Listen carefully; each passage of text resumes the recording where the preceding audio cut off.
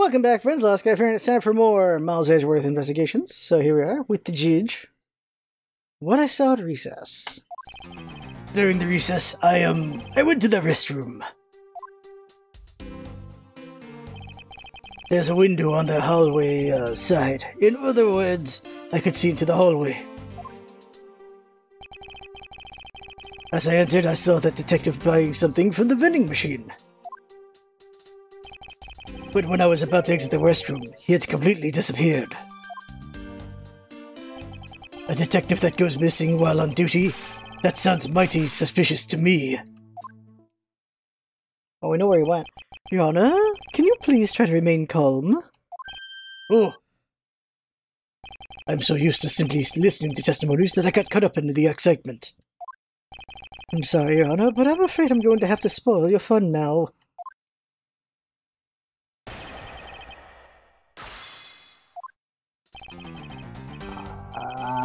Press. Your Honor, why exactly did you pay a visit to the restroom, if I may ask? Oh! Well, isn't it obvious? What else do you go to the restroom for? Or maybe, I knew it! You suspect me of some sort of tomfoolery, don't you? But please stay calm, Your Honor. This is going to be much harder than I anticipated. I'm sorry. You're right. I need to think of things through with a level head. I'm just nervous because so much has happened today with this trial. Let's see, I announced a recess and a time for us to reconvene. And having done all that, I still wasn't able to go to the restroom right away. And why couldn't you?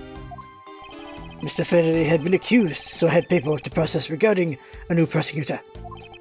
Once I'd finished that, I was finally able to make a mad dash to the restroom. At least he stayed consistent on the going to the restroom part of his testimony.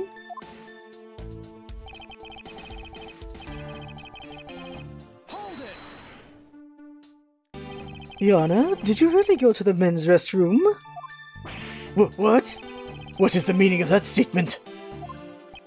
I simply meant that perhaps you went to a restroom on a different floor. I had to go for such a long time.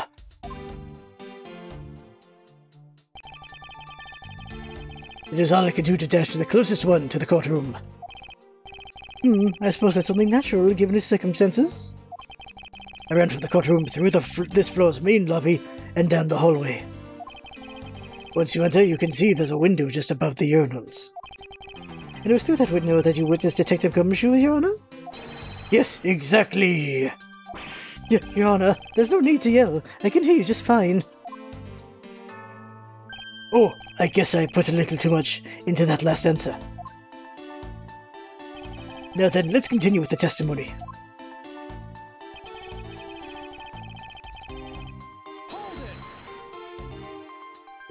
Are you sure that the person you witnessed was Detective Gumshoe, Your Honor? Yes, I'm absolutely sure. It's hard to miss someone of his stature, even from as far away as the restroom. Besides, I can't think of anyone else with that kind of hairstyle and big beige coat. Well, I was simply wondering if you were mistaken in what you saw. What? Preposterous! My eyes are sharp as can be, ready to see through lies to the truth. Although recently, things do seem to be a bit fuzzier than they used to be. Clearly, his eyes are not the only things that have gone fuzzy. But allow me to say with all the honor and dignity of a judge, I am not mistaken in what I saw.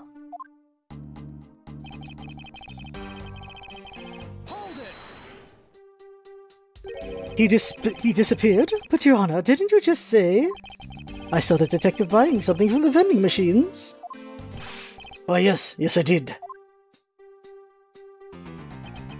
The restroom window looks over the courtyard and right into the hallway.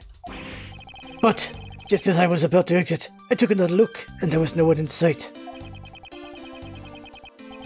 That led me to the only solution to this mystery. That detective must have gone to the crime scene, lobby number 2, at that point! What? So he looked into the hallway from the restroom and over the courtyard, did he? At that point, I don't know.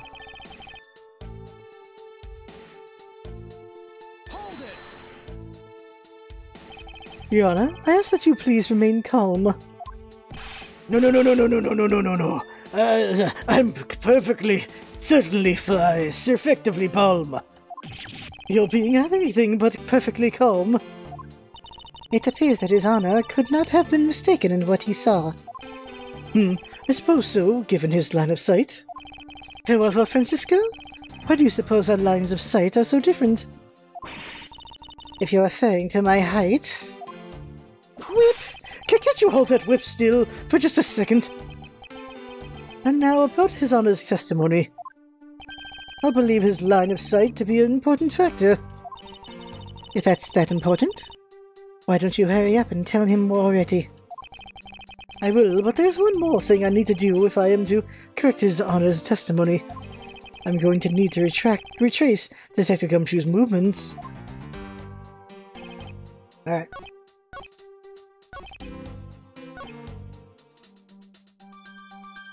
It's either gonna be in this spot or the other spot. Save. Present.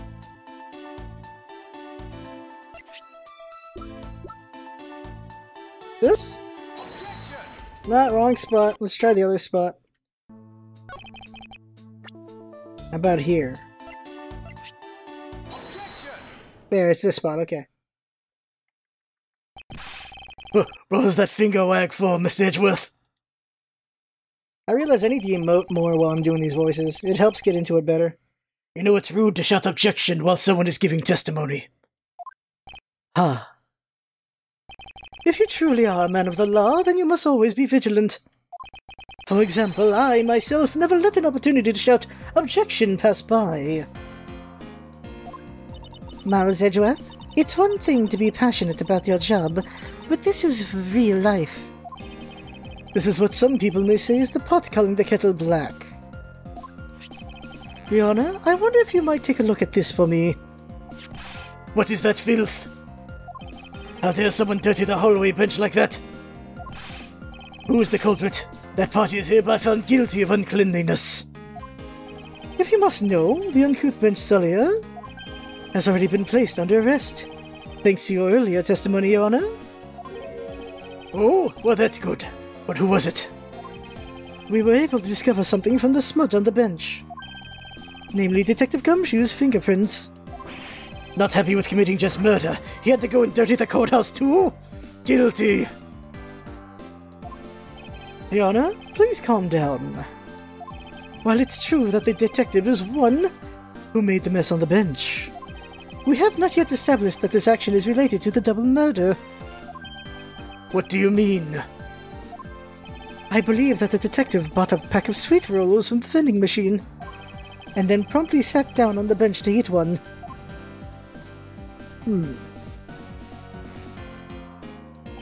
The cake crumbs and pieces of chocolate on the floor under the bench, and Detective Gumshoe's fingerprints prove my conclusions to be true. Oh, but I still don't understand. Is this whole thing related to how I couldn't see him as I was leaving the restroom? It is indeed. The window in the hallway was built rather high up into the wall, at around a grown adult's chest height.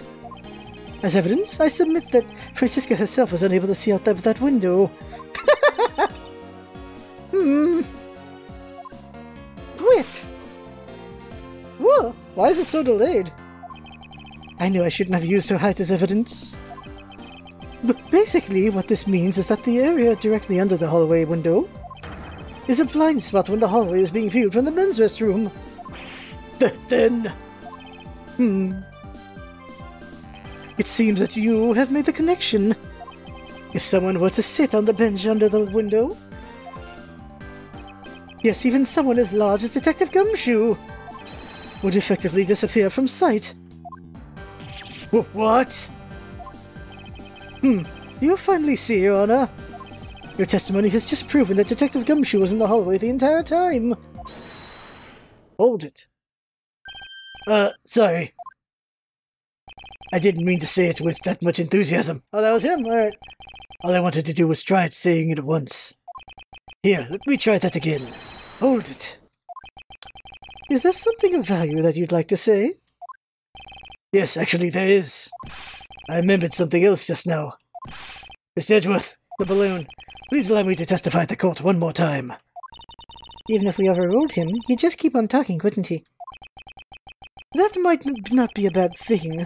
The more info, the better in a perfect investigation, right? What I saw, part 2. I suppose it's possible you can't see a seated person from the restroom window. However, that doesn't mean that the detective was sitting there when I looked. Anyway, I forgot to testify earlier, but probably the most important detail. As I was leaving the restroom, I heard the loud bang of a gunshot. It's the balloon. How was that? That is the testimony of one who judges the crimes of others. Your Honor, could you try just to state the important facts first next time? I agree. Before you go around judging others, you should learn to judge your own words. I'm sorry. But honestly, I thought that sound was just a noise, Papa, until just now.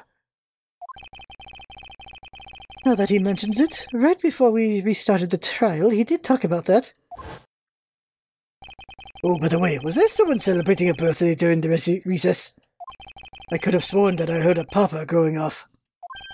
Come to think of it, the other day with my grandson... There it is. The most critical point in this argument is when did the judge look into the hallway? And whether that lines up with when the gun was actually fired. Your Honor, if I may, I'd like to clarify a few details in your testimony.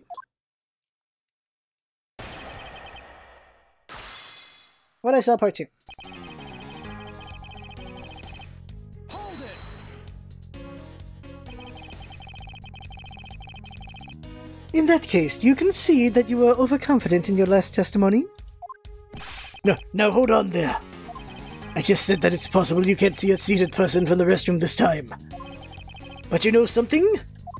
I don't think you know when the prints you referenced were left on the bench, do you?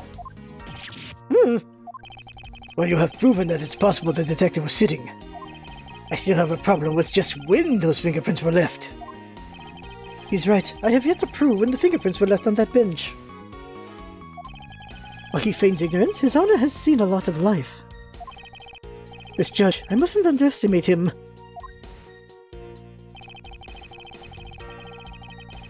Hold it.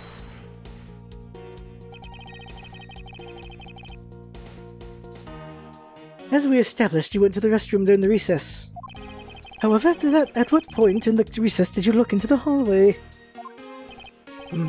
After I called for recess, I handled the change of prosecutor paperwork.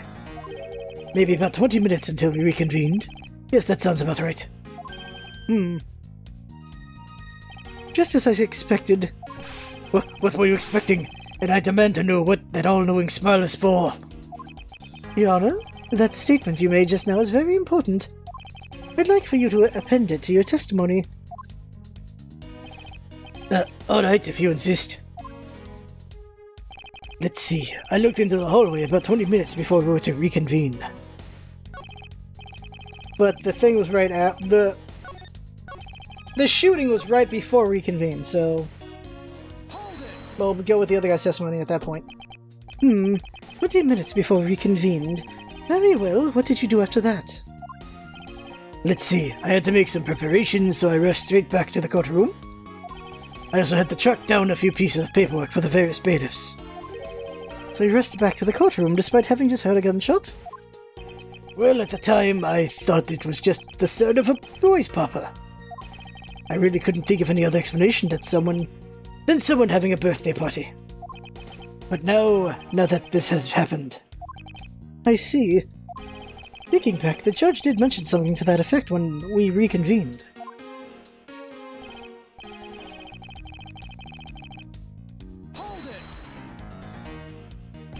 If it's something that forgettable, I don't need to hear it. Yeah, but all I did was forget to mention it. That sort of excuse may work on other people, but not on Von Karma. Oh! But it's such an important piece of testimony. Please, give me a chance to represent it. I suppose I have no choice in the matter.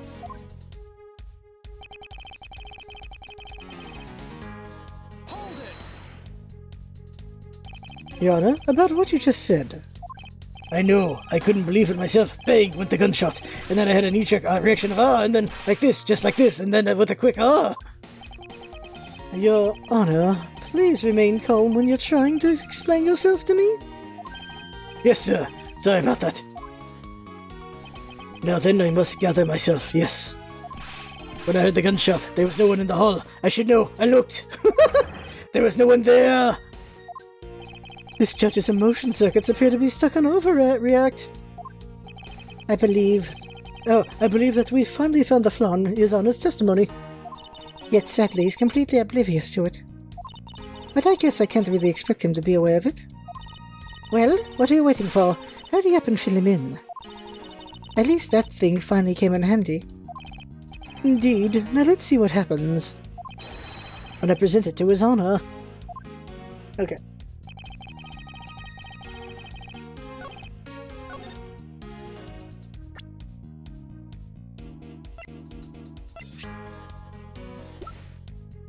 I'm pretty sure I was about to restart again.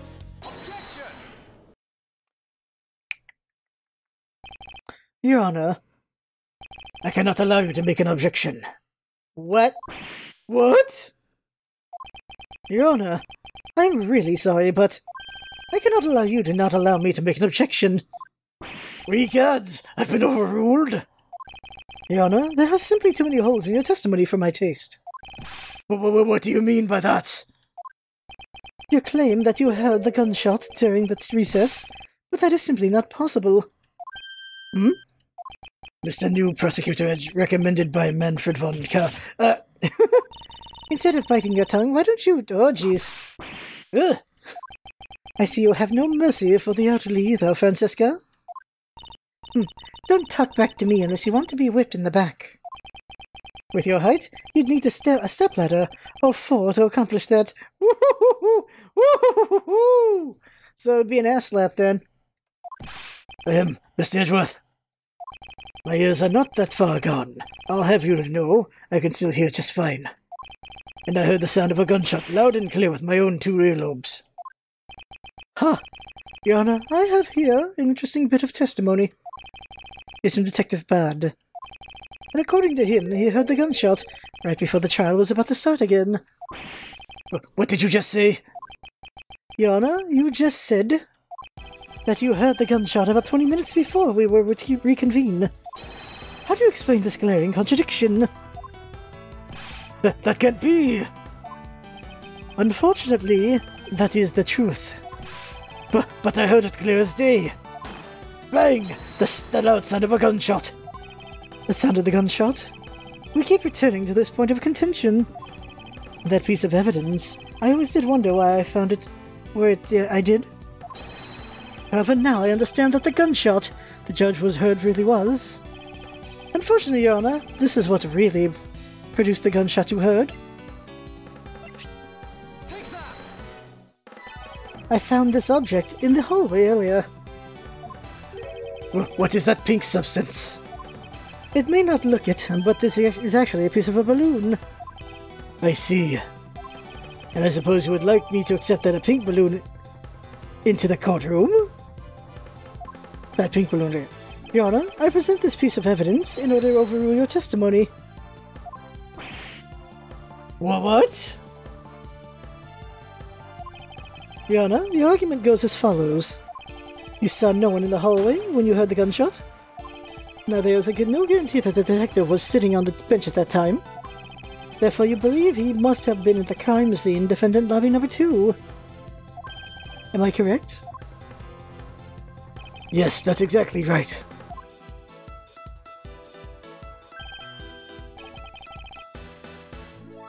Let me ask you something. Do you think that the gunshot you heard was produced by a real gun? I think I've said enough that even you can figure the rest out for your own. Your Honor, you were fooled by the popping of this balloon into thinking it was a gunshot. What manner of trickery is this? That was a good effort you put forth, Mars Edgeworth. But if it was me, I'd have wrapped this thing up before the judge even testified. Care to elaborate on how one ends something before it even begins? Well, to be honest, I did think that the sound was a bit off from a real gunshot sound.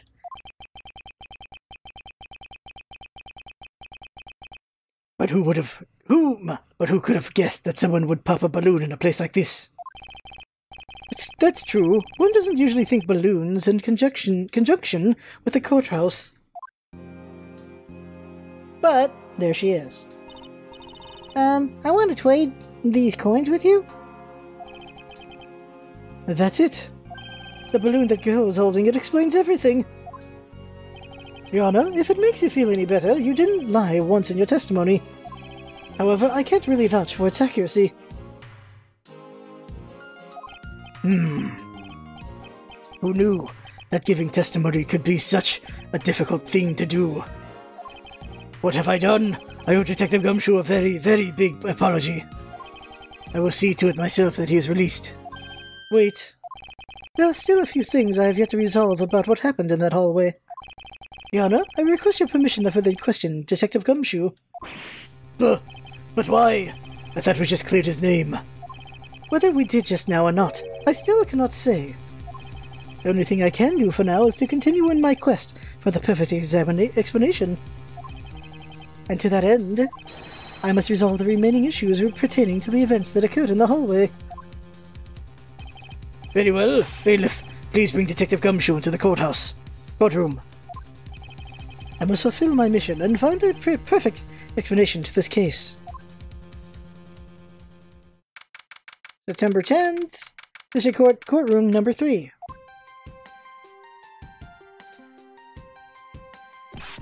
What is it now? Is it time for my trial already? I've already told you a gazillion times, pal. I didn't do it.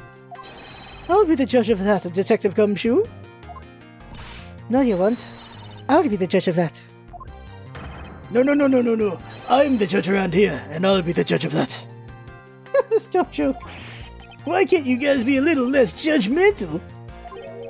Yes, well, speaking of hasty judgments, Detective Gumshoe, I'm afraid I must apologize for an error in judgment on my part. Your Honor, I don't believe you should apologize just yet. We have yet to prove he's completely innocent of his crime. I guess so. What are you guys talking about? In any case, I would like you to testify as to your actions while you were on guard duty. And please remember, you are not on trial. This is all just as part of the investigation.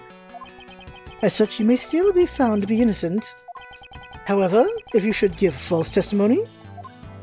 Haha! Ouch! My whip will object loud and clear. If you are found to be lying, you will be held indefinitely. Understood? I gotcha, pal. Thinking back on the state of the crime scene and the judge's testimony, it's obvious that Detective Gumshoe is lying. If I can't break his lie, then we may never get a break in this case. He's looking away! Did you see that? Just zoom in? Gumshoe was looking the other way. That's funny. While I was on duty, I came down to this courthouse on Detective Bad's orders. As soon as I got here, he ordered me to stand guard in front of lobby number 2. From that time on until I heard the gunshot, I was in the hallway the whole time. On my honor as a detective, I swear it wasn't me, pal. I think he's misunderstanding what they're trying to get. He's still singing the same sad tune. In that case, I'll just have to change the melody. I know he's lying, and it's time I pulled the information I need out of him. I don't think he's lying, he's just saying things wrong. He's leaving things out.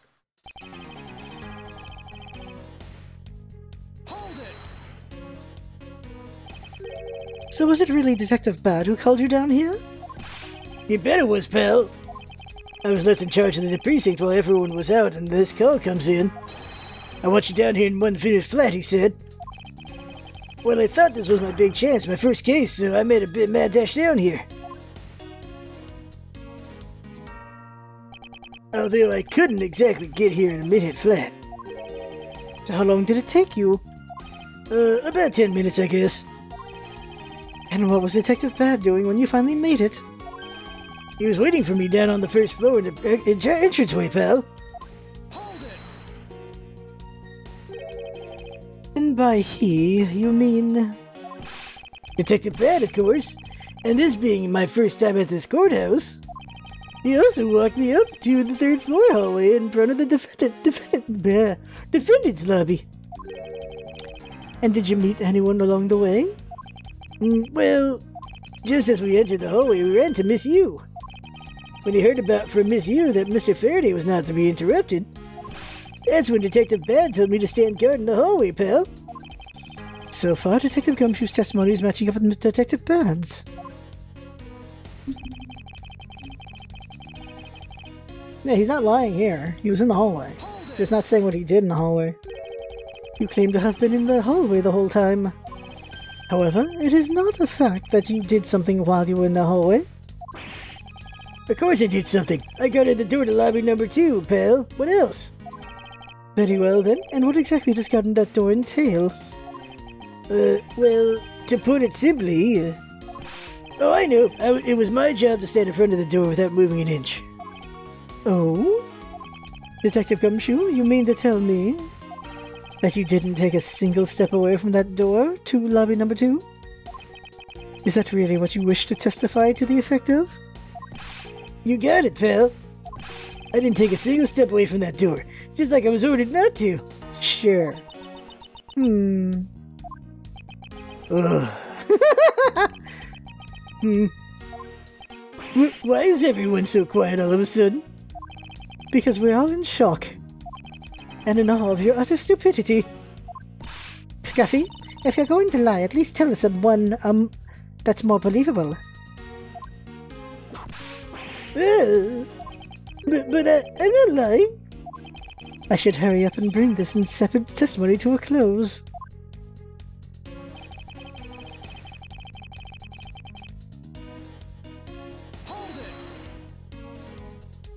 I'm only going to ask you one more time, Detective Gumshoe. Are you sure you stood in front of the door to lobby number 2 the entire time? Yep, after I was told to by Detective Bad. I stood guard in front of that door without a single break.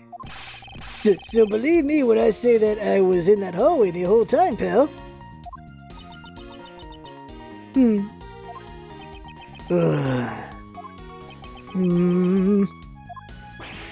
Why did everyone go quiet all of a sudden again? Apparently someone has a bit of trouble reading between the lines. What's that supposed to mean? I don't, Be quiet.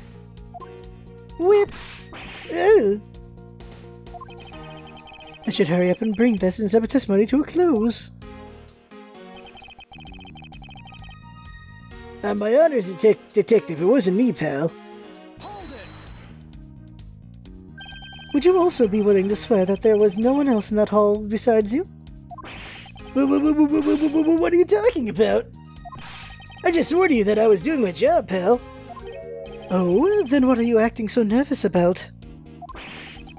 What? I'm not nervous at all, pal.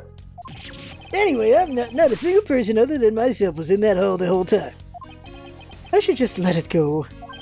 Pursuing this train of thought at this time would just be a waste of time. I have such a foolish just contradiction. In such a foolish testimony is just plain old foolish. Indeed. However, in the pursuit of the perfect investigation, I'm afraid we have to deal with it. By squashing it under the weight of the evidence.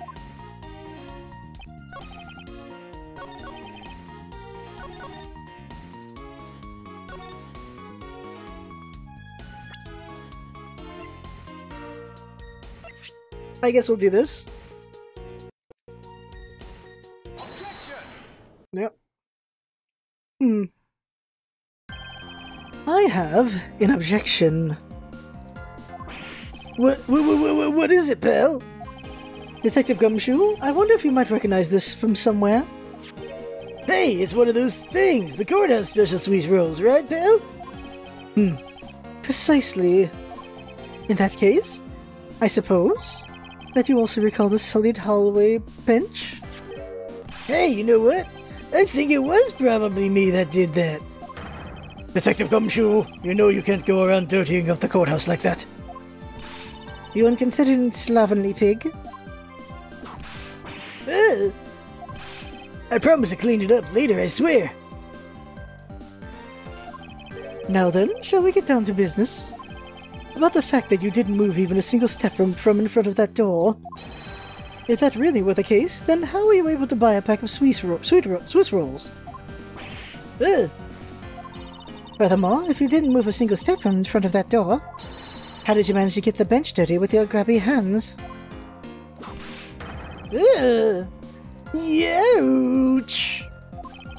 It appears that Francisca's whip can do more damage than my words can alone. Alright, I confess, pal. I was hungry, so I bought a pack for myself, okay? I thought I'd get chewed out again if anyone found out about me eating on the job. So I didn't want to say anything. Well, unfortunately for you, I saw you do the whole dastardly deed. I clearly saw you buying a pack of Swiss rolls. You want to say sweet rolls? From the vending machine. Okay, I'm sorry for lying. But that's all I'm sorry for, you got that? Because I'm not holding anything else back. That last statement, it may sound like it makes sense. However, there's something I don't quite believe about it. Are you sure you're not withholding further information from us? Of course not. I've got nothing else to hide, pal. Oh, if only that were the true Detective Gumshoe. But it is true, pal. I swear there's nothing else. Detective Gumshoe, I'm sure you are aware of the price of the pack of Swiss rolls, correct? Remind me again, pal? That vending machine out in the hallway is selling packs of 2 Swiss rolls for 6 a pack.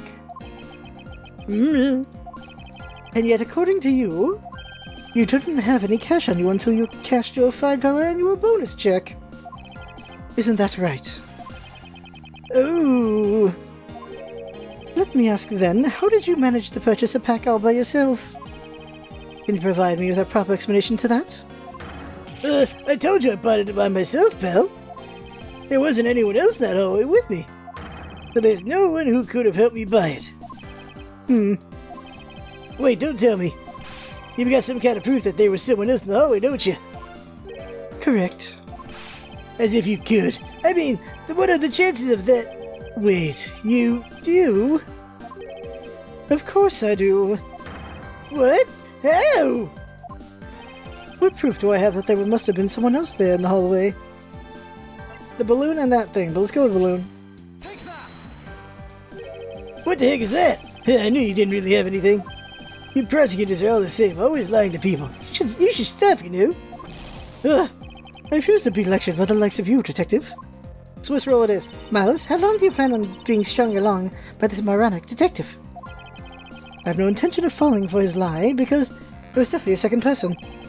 Because he was truly alone all along, then that piece of evidence should not exist.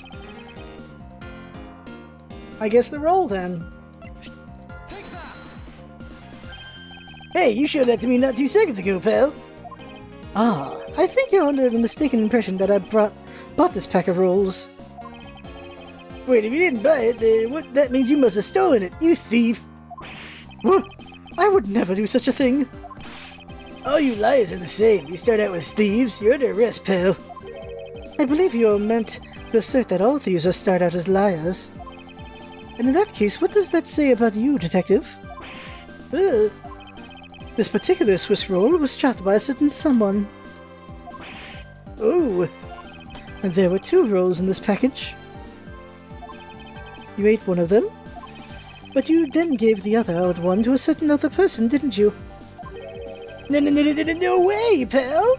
You got it all wrong. I ate both of them. Oh, whoop! Oh, wow, he dodged it this time. It would appear that we've caught you at last. Why did you want to kick his ass? Hey, don't you dare do anything bad to that girl. It would appear that they do know each other after all. Why is she ready to throw down? So why do you continue to come up to me and kick me? Have I wronged you somehow? I have a name and it's Kay. Kay what? Kay Faraday. Faraday? Are you perhaps Mr. Faraday's daughter? I'm not a you, I'm a Kay. Kay? You know, good little girls don't kick other people. Especially not hard enough to leave big nasty bruises like the way you do. Well, then you shouldn't have put Gummy under a wasp, mister. Gummy? My guess is that she's talking about Detective Gumshoe. What a cute nickname you've given him. Gummy didn't do anything wrong. Okay. It appears that I will need to speak with her in a bit of more detail. Why? Okay, talk to little girl. We'll stop around this conversation. Now then, Kay. Yes! Yes! She's like a stray cat. I wonder if I should feed her something. Give her the Swiss roll. Have your roll back. Okay, I promise to give you this if you calm down. Oh, a Swiss roll! It really belongs to you though, doesn't it? Yeah, I was saving it for Daddy. Oh my! Your father, he's... don't you say another word, pal! She doesn't know yet! Thanks for watching out for me, Gummy. But I already know about Daddy. I overheard the guards talking. About how Daddy's... he's not here anymore. I'm sorry. I'm sorry I couldn't protect him. Okay. Well, I'm not gonna cry. I'm not gonna... cry. Oh crap, I'm tearing up. Oh Jesus. How do I get the character? Oh my god, I said it before she did it anyway. I still like that I said it before it even showed up. I just got it correct. Okay, go me. Go Team Venture. I got it. Good job, Scarf. Good job. It's alright. Let it all out. Your father just passed away after all.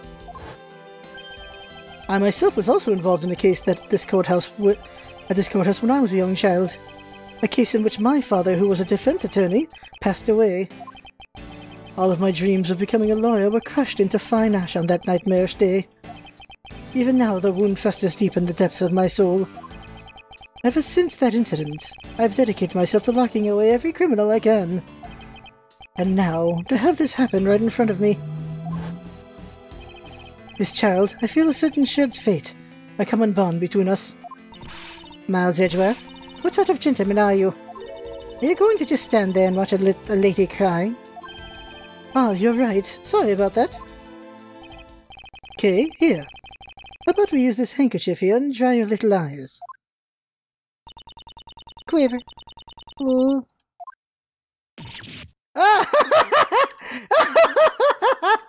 Ah, yes! That is perfect! She used his neckerchief thing! I don't know what it's called. I know it's not an ascot. Is it a neckerchief? That's the perfect spot to end it right there! Honk! Oh my god! That is the perfect spot to end it! Oh yeah, there you go. That's the end of this episode! Next time we start right there! That's perfect. That's perfect right there. So I had fun. Hope you have fun watching. That's what's up, Bezant. Having fun. Thanks for coming by, and see you next time. Perfect. Bravo. Bravo.